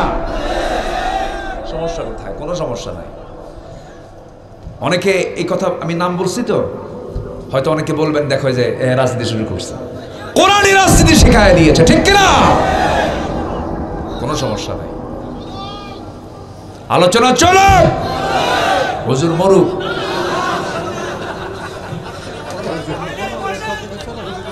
এত রাত হয়ে যাচ্ছে, জি বলি আলহামদুলিল্লাহ। এই সাতক্ষীরার 1 নম্বর নাগরিক যিনি জনপ্রতিনিধি ছিলেন, যিনি এমপি ছিলেন, তার বাড়ি বুলডোজার দিয়ে ভেঙে ফেলা হয়েছে। 12-14 বছরের ব্যবধানে তাদের বাড়ি বুলডোজার দিয়ে আল্লাহ পাক ভেঙে ফেলার ব্যবস্থা করেছে, ঠিক কিনা? আল্লাহ পারেন না? আল্লাহ পারেন না? জুলুম করবেন, ফলাফল পাবেন। নিরাপত্তা দিবেন, আল্লাহ সাহায্য করবেন। সাহায্য করবেন, আল্লাহর সাহায্য আসবে। অত্যাচার করবেন, আপনার উপরে গজব নাযিল হবে। এগুলো করবেন না। হাইরে হাইরে কি অবস্থা! থানায় নিয়ে খালি ফোন, নেতার ফোন, ওরে ধরেন, ওরে মারেন, ওর পুকুর দখল করো, ওর বাড়ি দখল করো, ওর ব্যবসা দখল করো। কোথায় তোমরা এখন?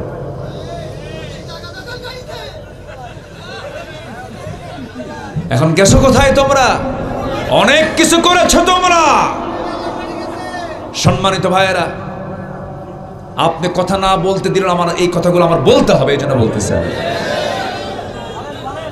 অনেক কিছু করেছে ওরা। আল্লামা সাঈদীর মতো মানুষকে, এত বড় সম্পদকে তারা শেষ করে দিয়েছে আমাদের মাঝ থেকে। ওদের কোনো ক্ষমা নাই। সকল হত্যার বিচারের আগে তাফসীর মাহফিলের প্ল্যাটফর্ম থেকে সুস্পষ্ট ভাষায় জানান দিতে চাই, এই দেশের ইসলামী আন্দোলনের অন্যতম সূতিকাগার সাতক্ষীরার 0 পয়েন্ট থেকে জানাতে চাই, আল্লামা সাঈদীর খুনের সঙ্গে যারা জড়িত, অবিলম্বে তাদেরকে ফাঁসির মঞ্চে ঝুলিয়ে মারা হোক। রাজি আছেন কারা কারা? হাত উঁচু করে দেখান মুসলমান।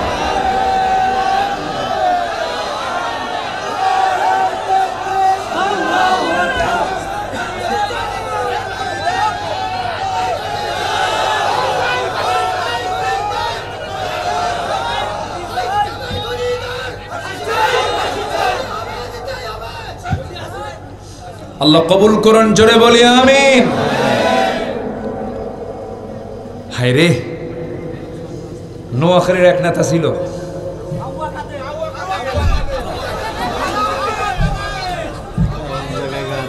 মঞ্চে উঠলি কোনো বক্তব্য নাই, এত মূর্খ, জাতিকে দেওয়ার মতো কিছুই ছিল না। যেটা আপত্তিকর শব্দ, যে কথার ইঙ্গিতের ভিতরে রয়েছে হলো নোংরামি, বলে খেলা হবে। নোংরা ভাষা, এটা হচ্ছে একটা বেশ্যালয়ের ভাষা। এই ভাষাগুলো তাদের মুখে বের হয়েছে, এত নোংরা। আমরা এই নোংরামির আর কোন চিত্রায়িত হতে বাংলার জমিন আর হতে দেব না। আল্লাহ কবুল করুন, আল্লাহ কবুল করুন, আল্লাহ কবুল করুন। ডক্টর মোহাম্মদ ইউনূস যদিও তিনি ইসলামী কোনো ব্যক্তিত্ব না, তিনি একজন অর্থনীতিবিদ, ওয়ার্ল্ড ফেমাস একজন বিখ্যাত ব্যক্তি। ওনাকে গোটা পৃথিবী চেনে, জানে। এই লোকটা 84 বছর বয়স এই দেশের নেতৃত্বে আসলেন। আমি লোকটার কিছু কিছু কথা, কোনো উগ্রতা নাই, গালি দিচ্ছে একজন, তার জবাব নাই, ঠান্ডা মাথায় তিনি ফেস করছেন, কোনো কথা বলছেন না, তিনি কাজ করে যাচ্ছেন। তিনি ক্ষমতায় থাকতে চানও না, জনগণ তাকে চাচ্ছে, ঠিক কিনা?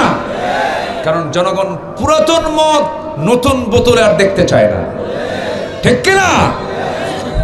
দেখতে চায় না। আমরা চাঁদাবাজদের পুনরাবৃত্তি দেখতে চাই না, দখলদারিত্বের পুনরাবৃত্তি আমরা দেখতে চাই না।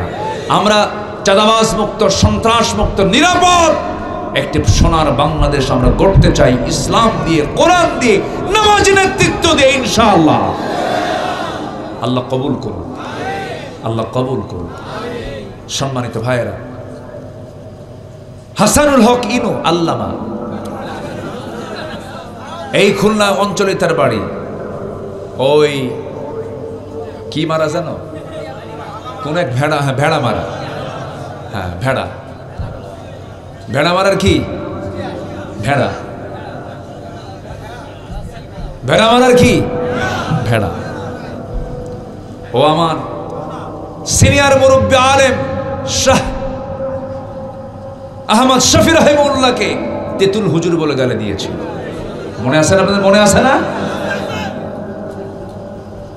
অনেক কিছু বলেছে। 16 বছর তার মুখ থেকে শব্দ ছিল তিনটা, একটা হলো জঙ্গি, মৌলবাদ, আগুন সন্ত্রাস। এই ছিল তার বক্তব্য। ভেসকে কেটে কেটে এখন জেলখাট। দেখ জুক, আল্লাহ কয় নাই জুক মানে আস্বাদন কর, মজা নে, তৃপ্তি নে। কেমন লাগে এক একটা মুহূর্ত, এক একটা সময় জেলখানায় কেমন লেগেছে একটু আস্বাদন করো। আল্লাহ তাআলা এই পরিবেশ তৈরি করে দিয়েছেন এটাকে বোঝার জন্য যে জুলুম করলে তার ফলাফল কি হতে পারে। সম্মানিত ভাইয়েরা, সম্মানিত বন্ধুগণ, আমরা কথা এবং কাজ দুই রকম করব না, একরকম করব? এটা কিন্তু গুরুত্বপূর্ণ একটা বিষয়। আজকের মেসেজ আল্লাহ পাক আগে এই কথাটাই বলছেন যে কথা কাজ আগে ঠিক করো, তাছাড়া যুদ্ধ করতে পারবা না, লড়াই করতে পারবা না, নামাজ কালাম কোনো কাজে আসবে না, লেনদেন ঠিক থাকবে না, কোনো কিছু ঠিক থাকবে না। কথার কাজ আগে এক করো, কথার কাজ আগে এক করো। এটা কি শুধু ব্যক্তিগত জীবনে না, সব জায়গায়? সব জায়গায় কথা কাজ এক থাকতে হবে, অ্যাকুরেট থাকতে হবে। আমি যা বলবো তাই করব, যা বলবো না তা করব না। এটা হচ্ছে ইমানদারের 1 নম্বর গুণ, এটা রাখতে হবে। এরপরে আল্লাহ বলছেন এটা যদি করো, যা বলবা তা করবা না, এটা যদি করো কাবুরা মাকতান ইনদাল্লাহ, আল্লাহর কাছে এটা খুব জঘন্য অপরাধ। আল্লাহ এটাকে খুব জঘন্য অপরাধ বলে গণ্য করেছেন। এরপর আল্লাহ রাব্বুল আলামিন বলছেন আমি একটা শ্রেণীকে খুব ভালোবাসি। এখানে একটা শ্রেণীর কথা এসেছে, আর গোটা কোরআনে আমি খুঁজে খুঁজে 8টা শ্রেণীকে বের করেছি। 8টা শ্রেণীকে আল্লাহ রাব্বুল আলামিন খুব বেশি ভালোবাসেন। এর মধ্যে 1 নম্বর শ্রেণী হলো ইন্নাল্লাহা ইউহিব্বুল্লাযীনা ইউকাতিলুনা ফী সাবিলিহি সাফফান কাআন্নাহুম বুনয়ানুম মারসুস। আল্লাহ রাব্বুল আলামিন ওই সমস্ত বান্দাগুলোকে সবচাইতে বেশি ভালোবাসেন যারা আল্লাহর পথে সংগ্রাম করে, লড়াই করে, সারিবদ্ধ হয়ে, পৃথকভাবে নয়, বিশৃঙ্খলভাবে নয়, সারিবদ্ধভাবে নেতার আদেশ সুন্দর করে মান্য করে, সুশৃঙ্খল পরিবেশে অস্ত্রে শস্ত্রে সজ্জিত হয়ে সুন্দর পদ্ধতিতে পরিকল্পিতভাবে সাজিয়ে গুছিয়ে যারা লড়াই করে। কার পথে? আসতে বলবেন না, কার পথে? আল্লাহর পথে। কান্নাহুম বুনিয়ানুম মারসুস, যেন তারা সীসা ঢালা প্রাচীরের মতো। সীসা এটাও একটা ধাতু, এরপরে লোহাও একটা পদার্থ। লোহাটার এক পাশে যদি তাপ লাগে, আরেক পাশে ঠান্ডা থাকে, কিন্তু সীসা যেটা, সীসার এক প্রান্তে আগুনের তাপ লাগলে পরে সেই তাপটা গোটা জায়গায় সমানভাবে তাপমান হয়ে যায়। আল্লাহ পাক মাহদুদ না বলে মারসুস বলেছেন, রাসাস উদাহরণটা দিয়েছেন। অর্থাৎ পৃথিবীর যে কোনো প্রান্তে মুসলমান একজন আক্রান্ত হবে, অন্য মুসলমান সঙ্গে সঙ্গে তার বিরুদ্ধে দাঁড়িয়ে যাবে। জোরে বলেন সুবহানাল্লাহ। মুসলমান হবে, ভ্রাতৃত্বের বন্ধনে অটুট থাকবে, ভ্রাতৃত্বের বন্ধনে আবদ্ধ থাকবে। তারা ইস্পাত কঠিন ভ্রাতৃত্ব নিয়ে প্ল্যাটফর্ম তৈরি করে সামনে এগিয়ে যাবে, যেন তাদের ভিতরে কোনো প্রাচীর কেউ ভাঙতে না পারে। সাহাবে কেরামদের ভিতরে কি পরিমাণ ভ্রাতৃত্ব ছিল, একটু ছোট্ট কথা বলে ফেলে, একটু কান লাগায় শুনবেন। আমার নবীর ইন্তেকাল হলো, নবীজি দুনিয়া থেকে বিদায় নিলেন। প্রথম খলিফার বিদায় হয়ে গেল 2 বছর। দ্বিতীয় খলিফার চেয়ারে বসলেন সাইয়েদনা ওমর ফারুক রাদিয়াল্লাহু তাআলা আনহু। সেই সময়কালে কোন এক রাতের আধারে আমার নবীর জামাতা সাইয়েদনা আলী রাদিয়াল্লাহু তাআলা আনহু রাতের আধারে ঘুমিয়ে পড়েছেন বিছানায়। স্বপ্নের মধ্যে দেখেন বিশ্বনবী স্বয়ং আমার সেই প্রিয় সাহাবী সাইয়েদনা আলীর দরজার সামনে দাঁড়ায় গেছেন। দরজার সামনে দাঁড়ায় গিয়া স্বপ্নের মধ্যেই রাসূল সাইয়েদনা আলীকে সালাম দিয়ে বলছেন, আলী তোমাকে সালাম দিলাম, তোমার সঙ্গে দেখা করতে আসছি। আমার নবীজি তার পাশে বসে গেলেন। বসে যাওয়ার পরে বলছেন, আলী বহুদিন যাবৎ দেখা হয় না, আজকে তোমাকে দেখা করতে আসলাম। ব্যাগের ভিতর থেকে অনেকগুলো খেজুর ছিল, একটা খেজুর তুলে নিয়া নবীজি করলেন কি, বলছেন আলী মুখটা ফাঁকা করো। মুখটা ফাঁকা করলেন, একটা খেজুর 3টা আঙ্গুলে তাকে খাওয়ায়া দিলেন। তিনি খেজুরটা মুখের মধ্যে নিয়েছেন, অর্ধেকটুকু খেয়েছেন। ঘুম তার ভেঙে গেছে। ঘুম থেকে জায়গা পেয়ে দেখেন সাইয়েদনা আলীর জিহ্বার ভিতরে তাজা খেজুরের স্বাদ ফুটে উঠেছে। নবীকে যারা স্বপ্নে দেখেন, সত্য দ্বারা স্বপ্নে দেখেন, কারণ শয়তান সবার সূরত ধারণ করতে পারলেও আমার নবীর সূরত ধারণ করতে পারে না। স্বপ্ন তার সব ভেঙে গেল। ওযু বানালেন, নামাজে দাঁড়ালেন। নামাজে দাঁড়ায়া আল্লাহর শুকরিয়া আদায় করলেন। ফজরের আযান হয়ে গেল, মসজিদে চলে গেলেন।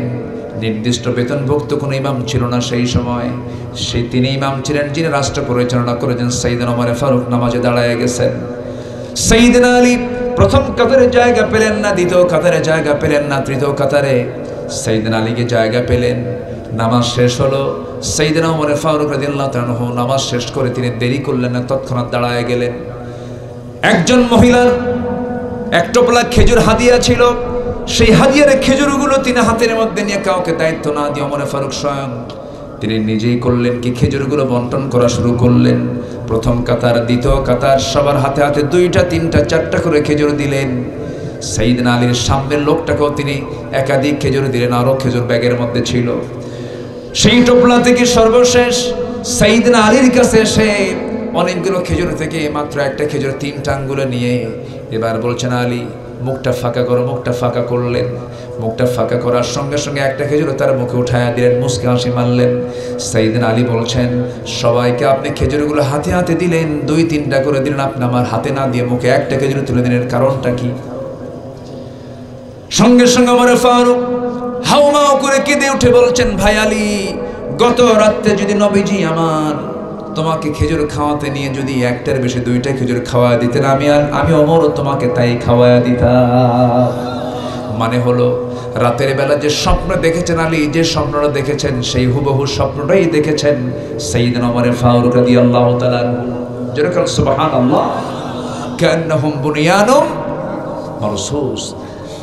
আমাদের ভ্রাতৃত্ব যত মজবুত হবে, দিন কায়েমের পথ তত সুগম হবে, সহজ হয়ে যাবে। আমরা হিংসা দূর করব, জোরে বলি ইনশাআল্লাহ। আমরা সকল মতভেদ দূর করব, জোরে বলি ইনশাআল্লাহ।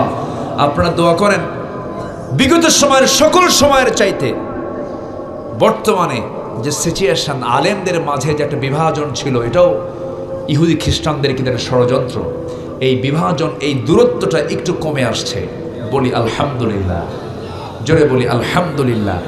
অনেকটাই কমে আসছে, দোয়া করেন। আমরা চেষ্টা করছি, আমরা চেষ্টা চলছে সকল দূরত্বকে দূর করে আমরা আলেম সমাজ, আমার দেশের উলামা সমাজ যেন একটা ঐক্যের প্ল্যাটফর্ম তৈরি করতে পারে। আগামী নেতৃত্বে যেন ইসলামী নেতৃত্ব আসতে পারে। এর জন্য সর্বপ্রথম যে কাজটা সেটা হচ্ছে সকল সংকীর্ণতা দূর করে উদার চিত্ততা নিয়ে আমাদের এগিয়ে আসতে হবে। আল্লাহ কবুল করুন, জোরে বলি আমিন। কে বেতের নামাজ পড়লো 3 রাকাত 1 রাকাত দেখার বিষয় নাই। আমিন আসতে বললো, জোরে বললো কে, এটা দেখার বিষয় নাই। সাতক্ষীরার কলারোয়ার কিছু অংশে মানুষ তারা আমিন জোরে বলে, কি ঠিক কিনা? ব্রজবক্সা কলারোয়া ভাবতেছেন হুজুর চেনে না? তো ওই এলাকায় কিছু হালে হাদিস আছে, তারা নামাজ পড়ছে, আপনি সেখানে গিয়ে ফতুয়া দেওয়ার দরকার নেই। আবার যারা হাতটা নাভিতে বাঁধতেছে তাদেরকেও কিছু বলার দরকার নাই। এদেশের একটা বিশাল অংশ আছে আহলে হাদিসের, রাজশাহী, চাপাই সহ গোটা দেশের বিভিন্ন জায়গায় আহলে হাদিসের ভাইরা নামাজ পড়ছেন, কোনো ফতুয়া দেওয়ার দরকার নাই। আমিন কেউ আসতে বলুক, জোরে বলুক, কিছু বলার দরকার নাই। মনোজাত কেউ করুক না করুক, বলার দরকার নাই। এরপরে রসুল নূর মাটি এগুলো নিয়ে গণ্ডগোল করার দরকার নাই। এগুলো দেখার সময় এখন আমাদের নাই। আমাদেরকে যারা বিজাতীয়, যারা ভিন্ন জাতি, যারা ইহুদি খ্রিস্টান, কিন্তু আমাদেরকে আহলে হাদিস, ফুরফুরার দরবার, শর্ষিনের দরবার, শিয়া সুন্নি, গরম সুন্নি, ঠান্ডা সুন্নি, আহলে হাদিস এইগুলো হিসাবে চেনে না, আমাদেরকে চেনে তারা মুসলমান হিসাবে। অর্থাৎ আমাদের পরিচয় কোনো দরবার নয়, আমাদের পরিচয় হলো আমরা মুসলমান। আমরা কি বলেন? মুসলমান। আমরা এক থাকবো, জোরে বলি ইনশাআল্লাহ। কান্নাহুম বুনিয়ানুম মারসুস। আমরা সীসা ঢালা প্রাচীরের মতো আমরা একতাবদ্ধ থাকবো। আল্লাহ তাদেরকে ইন্নাল্লাহা ইউহিব্বু, আল্লাহ পাক তাদেরকে খুব ভালোবাসেন, জোরে করে সুবহানাল্লাহ। নাম্বার 2 হলো আল্লাহ রাব্বুল আলামিন কোন শ্রেণীকে ভালোবাসেন, কোন শ্রেণীকে ভালোবাসেন না, ওই বিষয়ে আজকে আমার কথা হবে না, কারণ ওই সময়টা আজকে আমার নাই। আল্লাহ তাআলা ভালোবাসেন 8 শ্রেণীকে, এর মধ্যে একটা শ্রেণী হয়ে গেল আল্লাহ রাব্বুল আলামিন সেই শ্রেণীকে ভালোবাসেন। সুন্দর করে আমরা জানতে পেরেছি আল্লাহর পথে যারা সংগ্রাম করবে আল্লাহ তাদেরকে ভালোবাসেন। নাম্বার 2 হলো যারা মুতাওয়াক্কিল, যারা তাওয়াক্কুল করবে কাকে? আসতে বলবেন না, কাকে? আল্লাহকে। ওয়া ইয়াতাওয়াক্কাল আলাল্লাহ ফাহুয়া হাসবুহ ফাবিমা রাহমাতিন মিনাল্লাহি লিনতা লাহুম ولو كنت فظا غليظ القلب لانفضوا من حولك فاعف عنهم واستغفر لهم وشاورهم في الأمر فإذا عزمت فتوكل على الله إن الله يحب المتوكلين। আল্লাহ রাব্বুল আলামিন ওই সমস্ত বান্দাদেরকে ভালোবাসেন যারা আল্লাহর প্রতি ভরসা রাখে। আমাদের ভরসাকে আসতে বলবেন না, কে? আমাকে পৃথিবীর কেউ রক্ষা করবেন, আল্লাহ রক্ষা করবেন। আমাদেরকে কেউ বাঁচাবেন না, আমাকে কে বাঁচাবেন? আমাকে কেউ খাওয়াবেন না, আমাকে কে খাওয়াবেন? অতএব কোনো কিছুর হুমকি দেখে আমরা ভয় পাবো না, আমরা একমাত্র ভয় পাবো কাকে দেখে?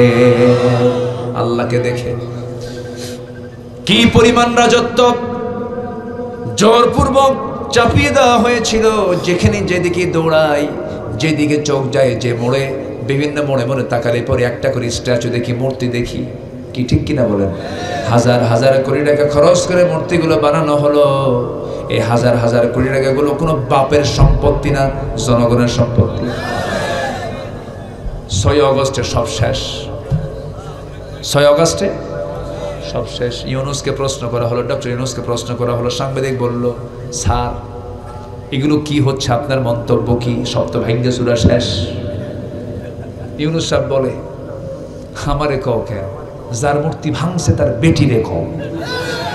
ঠিক কিনা? দোষ কি আমার? দোষ তো আমার না।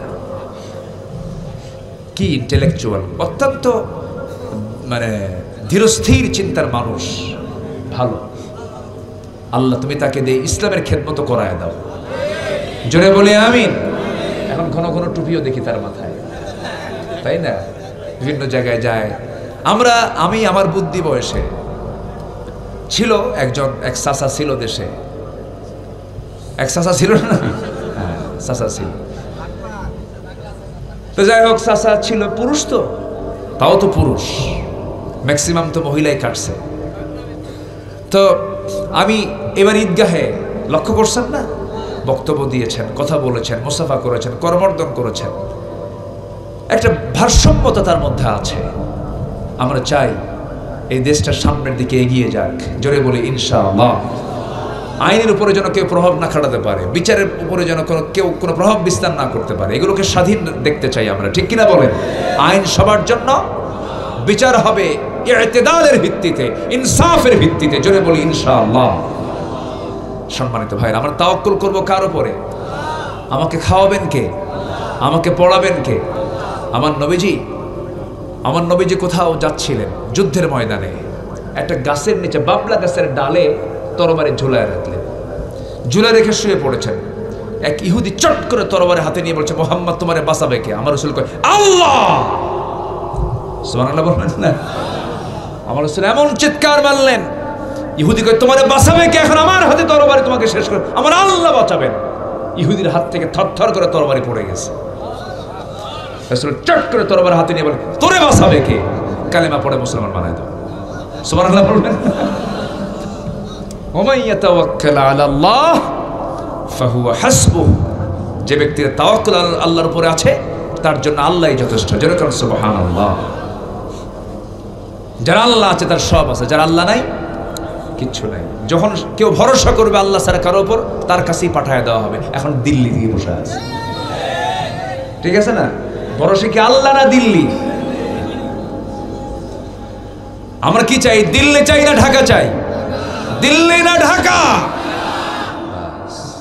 আমরা আমাদের শখে, শোনেন, বিড়ালের মাথা ভালো, বাঘের লেজ না হইয়া বিড়ালের মাথা হয়ে থাকে।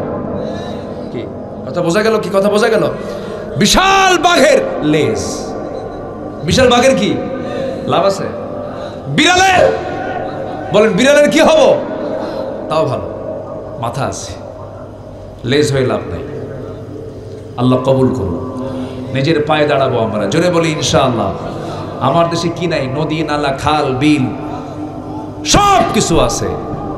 প্রত্যেকটা জনপদে আল্লাহ পাক সেই পরিমাণ খাদ্য রসদ রেখে দিয়েছেন যা ওই জনপদের লোকের জন্য প্রয়োজন, সব দিয়ে দিয়েছেন। জোরে বলেন সুবহানাল্লাহ। কোনো সমস্যা নাই। একটা গাছ নাই কাতারে, একটা গাছ। কাতারে গেছিলাম, কোনো গাছই নাই, কোনো গাছ নাই। এক একটা গাছ, হঠাৎ করে দেখি একটা বিশাল বড় একটা গ্রিন সিটি, একটা গ্রিন অঞ্চল, গ্রিন জোন। এত গাছ এখানে কেমনে হলো? কেমনে এরকম সবুজায়ন হলো? বলতেছে, হুজুর বুঝবেন না, তলের দিকে তাকায় দেখেন স্যালাইন লাগানো আছে, স্যালাইন। মানে প্রত্যেকটা গাছের গোড়ায় একটা করে ট্যাপ লাগানো আছে, কল, পানি দিয়ে দেয় সকাল বিকাল। আবার হেলিকপ্টার দিয়ে উপর থেকে, যান যেন না যায়, উপর থেকে হেলিকপ্টার দিয়ে তারা ঝর্ণার মতো পানি দিয়ে দিয়ে এই গাছগুলো বাঁচায় রাখে। আর আমার দেশের সবুজ গাছ, গাছে তো পানি দেওয়াই লাগে না। বাচ্চা পেয়ারা খাইছে, সেই পেয়ারা পেটে তুলছে, ওখান থেকে বিচি পিছন দিয়ে বের হয়েছে, সেই বিচি পায়খানা করে ধুয়ে আসছে, পরে ওই জায়গা থেকে গাছ হয়েছে। কি আমি কি বলবো না? মরিচ খাইছে, মরিচ ছাড়ছে, মরিচ গাছ হয়ে গেছে। আমার দেশের মাটি সোনার চেয়েও খাঁটি। জোরে করে আল্লাহু আকবার। আমার দেশের মাটিতে সব হয়, আলহামদুলিল্লাহ বলেন। আমরা শুধু মানুষগুলো ভালো হব, আমরা আমানতদার হব, কথা কাজ কি রাখবো?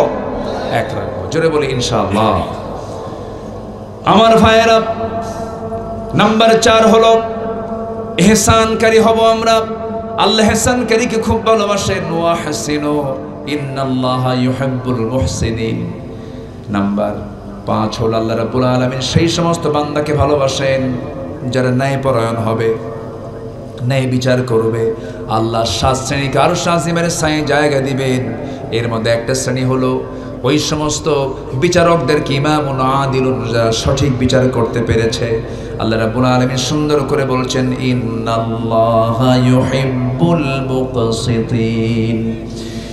নাম্বার 5 ও নাম্বার 6 হলো আল্লাহ রাব্বুল আলামিন ওই সমস্ত বান্দাগুলোকে ভালোবাসেন যারা কাউকে না ভয় করে আল্লাহকে ভয় করবে।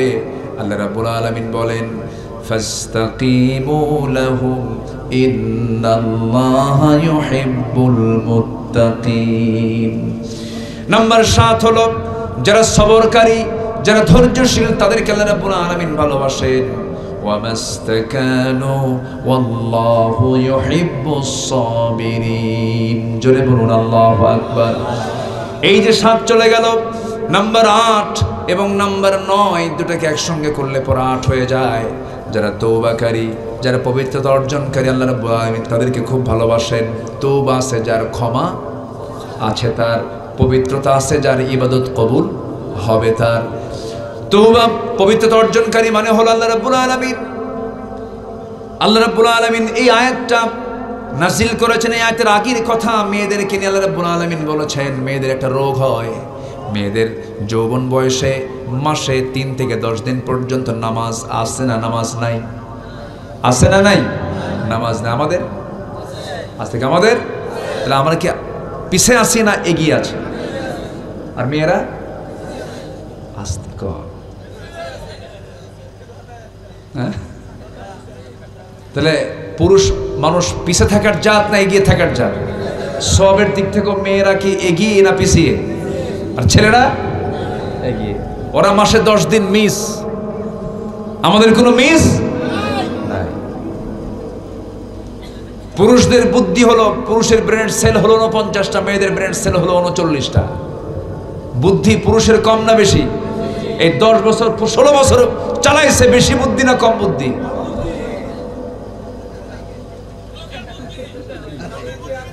কিসের বুদ্ধি? ও আচ্ছা আচ্ছা আচ্ছা, হ্যাঁ ঠিক আছে, না না ঠিক আছে, সবাই সচেতন আমরা।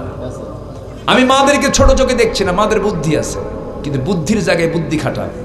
বাচ্চা কাচ্চা আছে, ওদেরকে খেদমত করেন, লালন পালন করেন। মেয়েরা যা পারে আমরা কি তা পারি? আচ্ছা, পুরুষ মানুষ বেশি কথা বলে না মেয়ে মানুষ বেশি কথা বলে? বলেন বলেন। পুরুষ যদি বলে সারাদিন 2000, ওরা বলে 5000। এত দোষ ধরে কেন?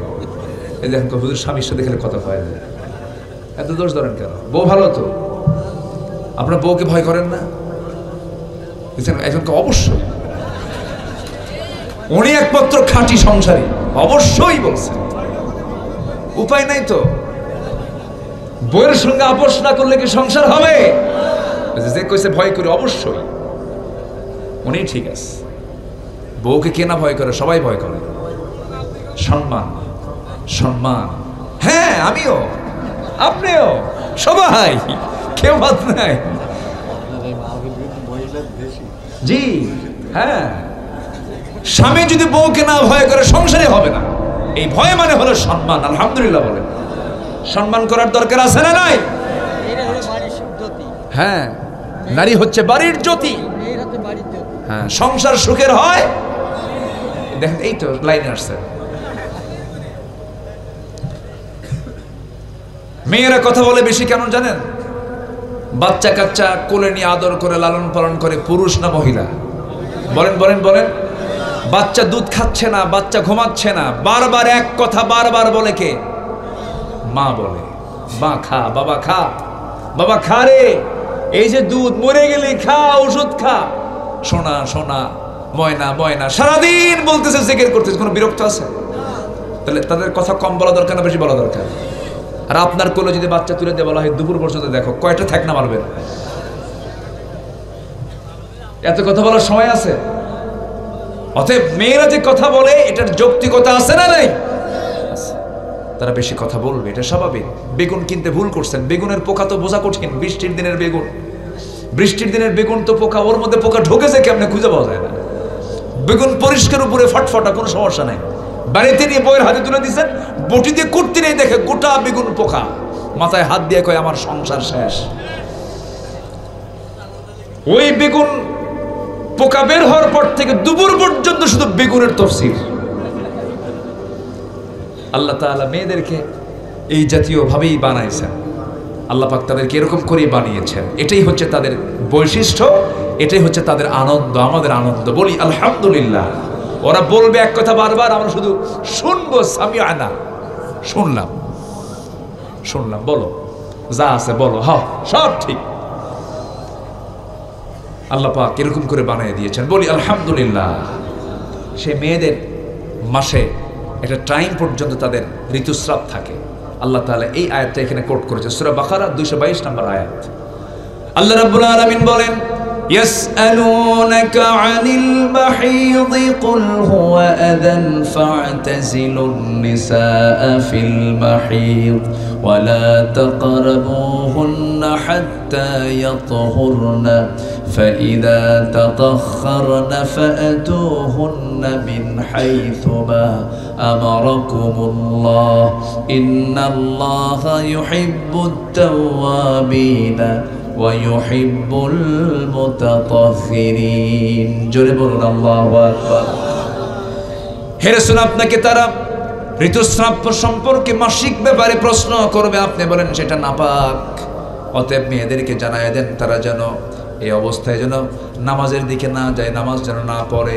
এবং অপুরুষ জাতি, তোমরা তাদের নিকটে যাবে না যতক্ষণ না তারা পবিত্র না হতে পেরেছে। কার হুকুম বলেন? আসতে বলবেন না, কার হুকুম? আল্লাহর হুকুম। কিন্তু মেয়েরা করে কি, অধিকাংশ মেয়েদের মধ্যে একটা সমস্যা হলো মিনস্ট্রুয়াল টাইমের যে টাইমটা আল্লাহ পাক দিয়ে দিয়েছেন, কারো 3 দিনে সেরে যায়, কারো 5 দিনে সেরে যায়, কারো 6 দিনে সেরে যায়, সর্বোচ্চ মেয়াদ হলো 10 দিন পর্যন্ত। কিন্তু মেয়ের অলসতা করে 10 দিনকে ঠেলে আরো 10 দিন বাড়ায় দেয়। আছে কিন্তু এই প্রবলেমটা আছে না নাই? আমরা অবশ্যই এগুলো খেয়াল রাখার চেষ্টা করলাম। 10 দিন পরেও যদি কোনো মায়ের অসুস্থতাজনিত কারণে যদি না তিনি সুস্থ হতে পারেন, সেই সময় তিনি অসুস্থ রোগী হয়ে গেলেন, তার কাছে কিন্তু মিনস্ট্রুয়াল টাইমের হাজত তার কাছে আসবে না, হালত তার কাছে থাকবে না। তিনি অসুস্থ, নামাজ তিনি ঠিকই পড়ে যাবেন, 10 দিন পরে ডাক্তারকে দেখাবেন, ট্রিটমেন্ট নেবেন, তিনি অসুস্থ বলে তিনি বিবেচিত হবেন। কিন্তু সর্বোচ্চ মেয়াদ হলো, সর্বনিম্ন হলো 3 দিন, সর্বোচ্চ 10 দিন। ও নারীরা শোনো, এখন আল্লাহ বলছেন, আল্লাহ রাব্বুল আলামিন তওবাকারীকে খুব ভালোবাসেন, আর এবং যারা পবিত্রতা অর্জনকারী আল্লাহ রাব্বুল আলামিন তাদেরকে খুব বেশি ভালোবাসেন। জোরে কোন সুবহানাল্লাহ। তাহলে আমরা শিখে নিলাম, নাম্বার 1 হলো যারা লড়াই করবে, সংগ্রাম করবে, জিহাদ করবে, কার পথে? আসতে বলবেন না, কার পথে? তাওয়াক্কুল করবে কার উপরে? নাম্বার 3 হলো ইহসান করবে, মুহসিন হবে সে বান্দা। এরপরে নাম্বার 4 হলো ন্যায়পরায়ণ হবে, সঠিক বিচার করবে। নাম্বার 5 হলো মুত্তাকি হবে। নাম্বার 6 হলো সবরকারী হবে। নাম্বার 7 হলো তওবাকারী হবে। নাম্বার 8 হলো পবিত্র অর্জনকারী হবে। এই 8টা গুণ আছে যার, আল্লাহর ভালোবাসা আছে তার। আল্লাহ কবুল করুন, আল্লাহ কবুল করুন। আজকে যা হয়েছে বলি আলহামদুলিল্লাহ। সবাই কি ফজর পড়বেন?